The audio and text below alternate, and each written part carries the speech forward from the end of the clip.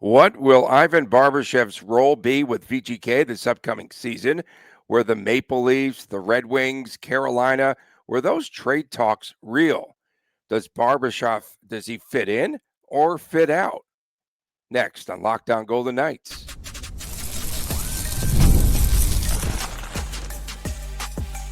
Your Locked On Golden Knights, your daily podcast on the Vegas Golden Knights, part of the Locked On Podcast Network, your team every day. Hi again, everyone, from Las Vegas. Tony Cardasco, Chris Golick reporting from the fight capital of the world. Thanks for making us your first listen each and every day. Make sure to subscribe to our Lockdown Golden Knights YouTube channel. I am a longtime sportscaster. I am the host of the Believe in Vegas podcast and a marketing consultant. And Chris, the owner of Silver State Cards and Sports and the collectibles editor for the Hockey News. Coming up ahead, we'll be taking a look at rookie camp. Finally, the roster was announced yesterday. And can a rookie make the VGK opening night roster? But first, let's talk about Ivan Barbashev. He was at the center of all of those trade rumors, Chris, this past July. The speculation was founded to be somewhat untrue from what we heard from Kelly McCrimmon. We thought he could have been shopped to clear some cap space, right? We talked about that. But now, as of today, he is a Vegas Golden Knight. Where does he slot in? Is he a player on that top line again? Do you have him alongside Eichel and Marner? Or is he a line three guy where they keep moving him around? We saw last season the flexibility and what Bruce Cassidy did with Ivan Barbashev. He just kept moving him around. What's his role going to be? So a couple things there. Number one, I'm still banging the drum for the top line to be Eichel, Stone, and Barbashev if they can get that chemistry that they had last season. That line was just shot out of a can to start the season. But the key thing that you said right there was Barbashev being moved around the lineup. It feels like the first sign of, okay, the team isn't scoring. It's time to find a spark. It's time to make a change. It feels like Barbashev going off the top line is the go-to move. And we've seen Barbashev struggle when he does get moved around the lineup.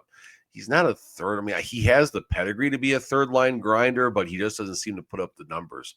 If he's not in that top six, you don't see the scoring. And if he goes to that bottom nine, yes, he could fit there, but he just doesn't seem to put the numbers up. He seemed as though he would be a movable piece, right, in the offseason.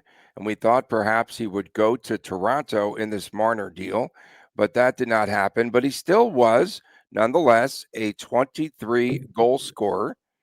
Did we see him take a backward step, though, this past season? For some reason, I felt as though he wasn't as impactful or as effective as he was in the Stanley Cup season.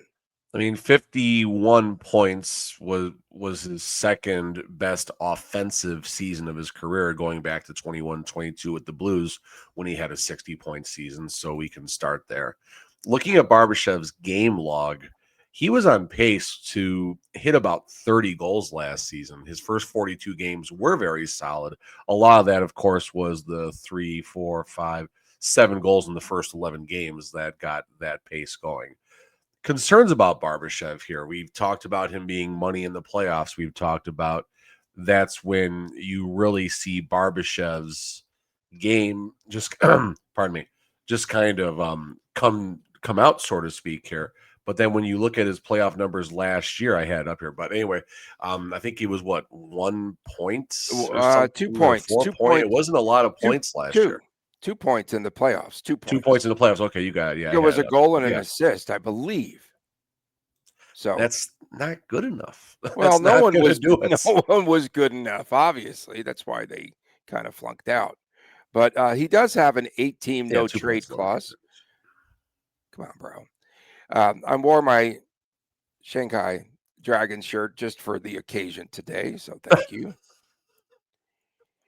29 years old, right? 8-team no trade clause. And I thought for sure, I thought it was money that he would be traded. I thought for sure they would move him. And he's one of those pieces that they could look at come the trade deadline and I think he's got some value right now. But I just felt as though he wasn't fitting in on the top line. I didn't believe, and even though he had those great numbers, will he be on the power play? That is a question for this upcoming season. It's not a question. At best, it's power play 2, and power play 2 is going to see the ice maybe 15 seconds every, 120-second power play. So that's where Barbashev will be as far as the special teams side of thing. As far as Barbashev possibly being traded, yeah, there's a lot talked about, and then Kelly McCrimmon shot that down pretty fast. But there's always a little bit of where there's smoke, there's fire when it comes to BGK trade talk. And whether it was the Golden Knights putting Barbashev's name out there or other people, who knows? We won't know that. But it's likely that the Golden Knights weren't chopping him that much. Now, if your favorite future Golden Knight Rasmus Anderson gets traded, could Barbashev be a part of that deal? You mentioned his 8-team no trade clause. Okay, pump the brakes for a second. You have to assume that the Cal Paws Gary Flames are on many teams no trade list for a multitude of reasons, from taxes to stadium to weather and everything else, and the fact that team just doesn't have an identity like many teams. So if Barbashev Anderson were to happen, you're looking at likely a 3-team deal and many more moving pieces. But like I said, the Golden Knights, I mean, Barbashev at a $5 million AAV, it's good value at 20, 24, 25 goals, and someone who can move up and down the lineup and get the job done. But again, it's not in other, like, you can move Jack Eichel anywhere around this lineup. He'll be fine. Marner's going to be fine. Stone finds ways to impact the games, whether he's anywhere on the top 3 lines. Same can be said about William Karlsson, Pavel Dorofeev. So you hope that Barbashev, if he becomes a movable piece in this lineup, not off the roster, but in this lineup, Right. can find a way to hit the ground running. Like, his first game, if he's been on the top line for the first 2 weeks, then he goes to the third line for a game. Can you count on him to score a goal? Probably not. Yeah. Fourth line. What about a fourth You're not line? sticking a $5 million winger on the fourth line, Tony. Knock it Well, off. what about at times where no, look, he's a grinder, right? If you really do need some help on that identity line on the fourth line, why does that not make sense? It makes sense if the Golden Knights somehow make some type of trade and have another player inserted into the top 9, and Barbashev becomes the. You're not putting Pavel Dorofeev on the fourth line because he's not that grinder. Brendan Brisson on the fourth line was an absolute failure. I don't know how that happened so many times before he eventually was traded, but it did happen. So yes, can Barbashev play a fourth line role? Yes, Absolutely. that's a Can he question. do what Nick Watt did, another $3.5 million player on the fourth line, I believe? Can he accomplish the types of things that Nick Watt did? Of course, he can bring physicality and a scoring elements. Do you want your $5 million winger buried on that fourth line getting 7.5 minutes a game alongside of the greatness of Keegan Kolesar? Relax, everybody. We knew after that 2023 trade from St. Louis that Barbashev really was one of the key components to winning the Stanley Cup. He really did step up his game. And I don't know if he's lost that part of his game. I'm really trying to figure out if he's slipped a little bit. That was my question earlier. Or if Barbashev just is one of those guys you can move around the lineup because he does fit in.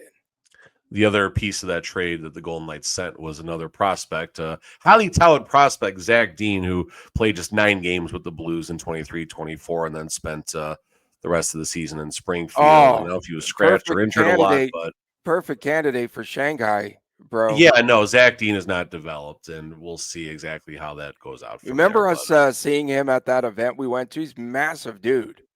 We went to the event Oh, at he the was M. at the Henderson thing we did. At the M that we went to. That was Yes. fun. That was actually a fun night. I had an old fashioned with the former Silver Knight of the team, who, well, I'll just say the former Silver Knight of the team, not the current Silver Knight. You won't say who it is? No. I don't know her name, but she was fun. Oh, the woman. And then yes, and of course you introduced me to the town crier. Oh my goodness, why? Why, Golic? Why? Coming up next, finally, once and for all, the rookie camp roster. Now we can talk rookies. The rookie camp roster was announced yesterday. There's some firepower on that. We'll talk about it next as we return right here on Locked On Golden Knights. It is the NFL season. Is it ever? Golick's Bears. Oh my goodness. But you Standard, took them normal, first we half, right? expected. No. First You half, got first quarter, and McCarthy throwing interception. 3 out of 4. I'm good. all right, you're good.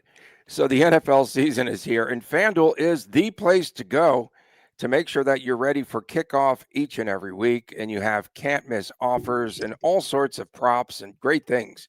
Right now, new customers can bet just $5. If that bet wins, you'll win $300 in bonus bets right now. And make sure that you check out FanDuel because it fits however you like. And of course, we've got the bets, we've got the same game parlay. You can even jump into the live action, all of that.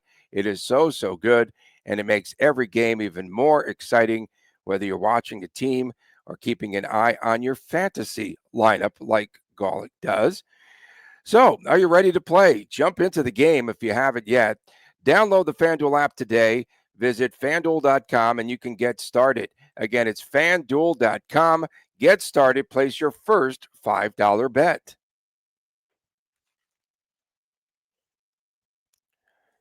Back on this edition of Locked On Golden Knights, Tony Cardasco and Chris Golick reporting from Las Vegas. Don't forget, Fridays we've got WTF Day, and that's coming at you each and every Friday, where we take all of your comments and we put them out there. Because why?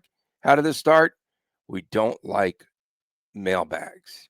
We don't like mailbags. So, Golden Knights releasing the roster, Chris. Go ahead. You had something? I'd say that's more of a youth thing. I just kind of go along for the ride. Whatever. Golden Knights, that's most of the time. That's right. The Golden Knights releasing the roster for the rookie camp yesterday and for the rookie showcase coming up in Denver. Now, in case you haven't heard, of course, they split up the teams. The Cali teams are going down to Southern Cal, and now the Golden Knights, with an apparent, like, if they ever do realignment, they'll be in the Mountain Division, I'm sure, there. But they will be playing in Denver. So this is pretty interesting. And the schedule has been set already. And on Saturday, they play. Who are they playing? Oh, they play the Avs on Sunday. They play Colorado. No, they play the Avs on Saturday and the Avs on Sunday. And they'll play Utah, the Mammoth, on Saturday. There we go. We got it straight. Well, let's take a look at the roster here. And the forwards, they're pretty rich at forward position. Trevor Connolly. Trevor Connolly is back. I guess that injury wasn't something that was going to keep him down for very long. No. How many games or minutes? Maybe he knows the schedule because I don't. How many games do you think, or how much time do you think we'll see? Are they going to be very protective of Connolly first and foremost? No, you gotta. This is the step forward for Connolly, right? He gets drafted last year. The Golden Knights do the PR stuff, trying to rebuild that image and everything. And he had a quiet year, right? I mean, you didn't hear anything negative. His game was okay as far as once he got to the American League and everything. So this is the time. I'm not. We'll talk about if a VGK roster might make this, or a VGK rookie might make the roster in the third segment, but this is when you really see what Connolly, his progression. Mm-hmm. Where is he now versus a year ago when the kid was drafted? He's still a kid, but he's got a little more experience now. What drive does he have? What professionalism does he have? What has he learned in his limited time of being a professional hockey player? I think it was 4 or 5 games with Henderson last season. So now you start to see the evolution of his game, so to speak. And if he can possibly make a run for the VGK roster, whether it's early on or, to be that first player called up, that's obviously an important spot to be because, well, someone will get called up sooner than later because we know what happens when the injury bug comes. And some of the other players, Cataford is going to be there, Matthias Sapovalev, Kai Uchez. And when you look at this team, too, there are some players that's on the offensive or on the forward side, I should say. And then you've got, aren't there term limits for rookies? Arthur Kolach is back again. Joe Fleming, one of my all-time favorites. I knew that wouldn't make it long without you saying Joe Fleming. That's one of my favorites. Who's another one of my favorites, Chris? Uronen? Yes, Urinen is one of my favorites, but also too, the player that I'm excited to see back out there is Jackson Hallam, because Hallam was the player that suffered a really devastating, I think it was a knee injury, played at the University of Michigan, played in a limited role, I think 9 games, a couple of seasons back, but he's back. And there's a guy that he skates straight as an arrow, and he just keeps skating like right into the wall. He didn't have any like breaks or finesse or anything. And so they're trying to control him. Very fast skater and very effective when we saw him here in camp a couple of years ago. He's the kid from, I think, the second Mighty Ducks movie that could skate like the wind, but dude couldn't Just like stop to save his life. Yeah, straight okay. line, man. For That sure. that would be me. That's probably what I would skate like if I were out there. Alexander Weirmere, that's the highest drafted player from the 2025 draft that will be taking the ice this year. So curious to see what the Golden Knights have in there. I looked at his Hockey Elite. I think that's the website, and good sense. Looks like he's the type of player that takes advantage of gaps. And what I mean by take advantage of gaps, gap is the distance between the attacking player and the defending player. And if a player is too close to you, they can obviously just zig and zag. If they give you too much room, you get a good opportunity for a shot. So again, we're talking a young player, but Weirmere might have that sense to take advantage of situations like that. And he's the highest. I think the first 2 draft picks I didn't see on the opening camp, on the rookie camp roster. So we'll see what the future looks like. I think that this is called the Rookie Showcase, but this will be a showcase as well for Carl Lindbaum. Yes. He's going to get a lot of repetitions. I think when we're looking at the full scope of what they're trying to accomplish here out of the Rookie Showcase, I think that this is a great time for Lindbaum to turn it up.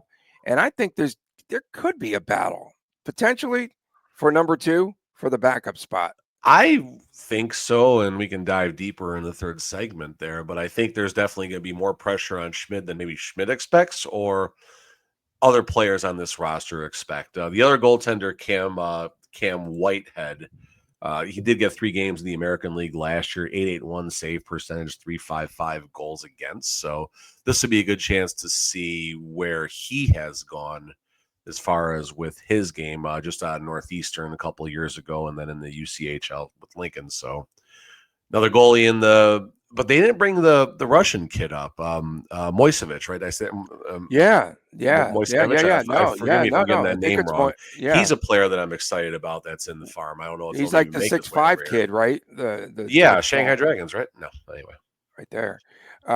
Yes. So to make sure that we get this straight, I wrote down they played the Mammoth. I was like, who are the Mammoth on Saturday and the Avs on plays Sunday? some college team. So they will be, I guess, reporting on Thursday of this week, just in a couple of days already. Hockey's here. And so in a couple of days they report, and then, of course, they go off. The best part of the NHL, as they'll expand to 84 games next season, but even in the NHL, there is no like fooling around there with camps and just a couple days, and then you're off to the races. So I really like that. They figure things out as they go along in the preseason, and that might have some effect next year because, again, with that perhaps shortened NFL preseason, we're seeing that teams aren't really in sync. Defenses are, for the most part, way ahead of the offenses. I think preseason. I know, but I think it might have some impact here, playing fewer games in the preseason next year. I mean, I think they should extend the rookie showcase. I think that would be a little more interesting. Make a tournament out of it. Let each region kind of do a little more with it. I think the teams would like that too. Yeah, and the television coverage wasn't very good. We always point that out. But it's going to be interesting, right, for VGK to go to Denver as opposed to being back here in the West. It was or great the when Southwest. it was here like 2 or 3 years ago. It was awesome. It was. You went out there, yeah. But the other SoCal teams, well, I guess the Sharks, the Ducks, the Kings are in Southern California.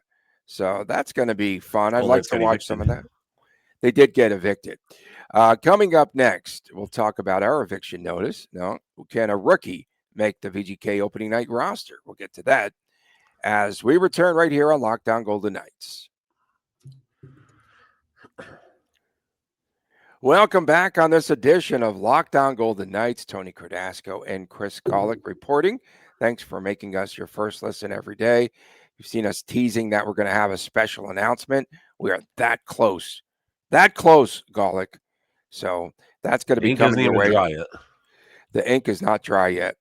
The extension, mostly for Golick, I think it's going to be. He's in a contract year. So he does have, an 8 podcast, no trade deal.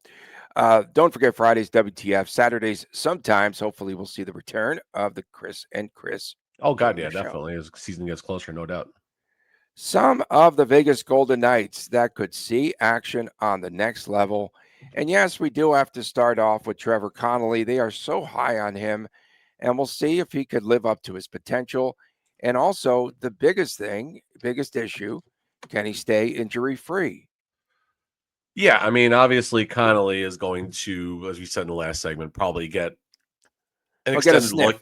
He's going to have all the eyes on him from the media, from the fans, from McPhee and McCrimmon sitting up there on the perch. And he's the one that they'll be taking notes about because he's the best prospect in the organization right now as far as ratings and everything go, and also the most likely to be traded for Rasmus Anderson. No, I don't know how that's going to work out, but point being is, yeah, it's a very important moment for Connolly, whether he is able to elevate his game to get a consideration for the big club or, a full season with the Silver Knights. Can he develop a responsible game on a team that, again, is slated to have its defensive woes and not looking to be very good? I don't think we need a points total on FanDuel for HSK. I don't know if that's out there yet.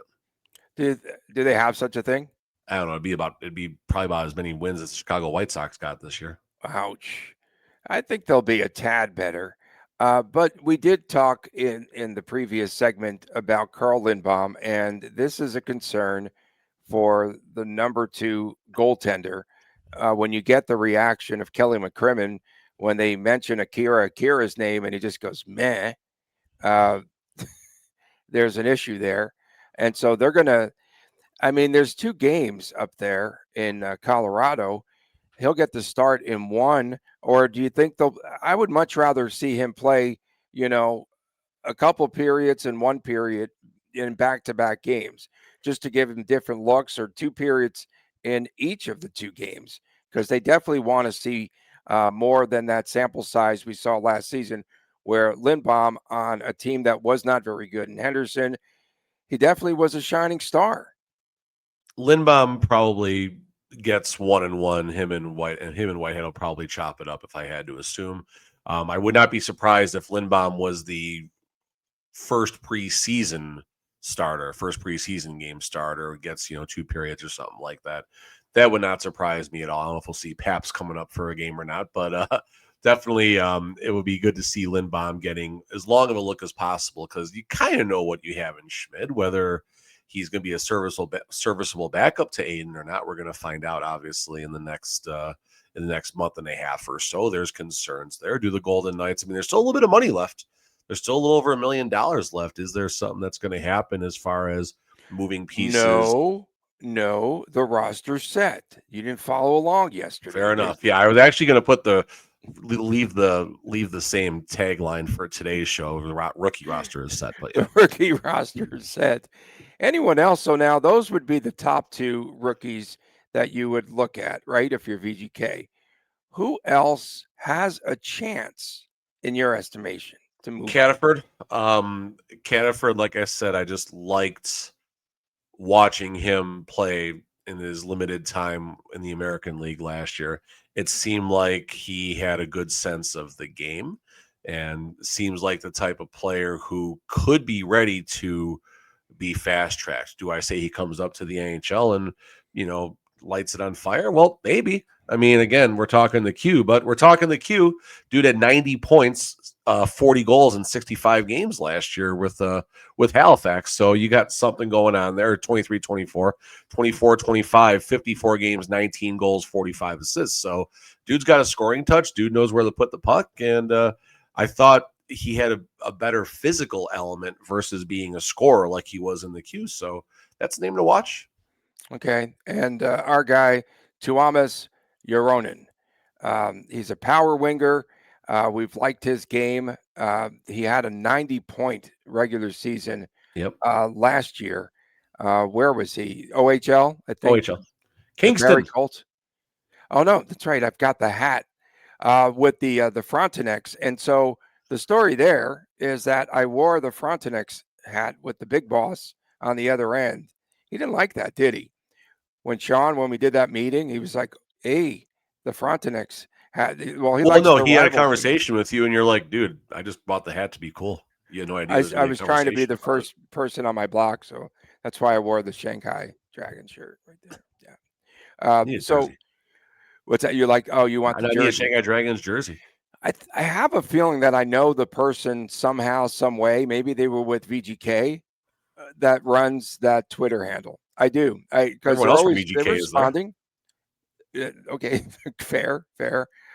So those two. Who else would you like to see outside of those players? Because there is I mean, still that's what what we happens to talked about right there. Like we talked about Kovalev? How would you rank him? In the picture maybe. I now? mean, we're at the maybes now. We're at that like third tier right now, and that's the thing. And in the NHL and definitely in Vegas, maybe before you say the NHL, it's you never know what's going to happen. Now, to be fair, injuries weren't as bad last year as they have No, been in the past. no. Insert LTIR, Mark Stone joke here, fine, whatever. But that didn't happen this past season, and we'll see how the injuries work out. You got Mitch Marner, knock on anything you can think of, has been relatively reliable, very reliable as far as health and everything. Korzak is young. I don't see him going down unless something crazy happens. So we'll see if the injuries even allow for opportunity. But again, rookie camp, it's about just getting the coach or the general manager or another general manager just to write your number down, write your name down, and just store in the memory bank for, when you're thinking about ways to, lottery tickets to scratch, so to speak.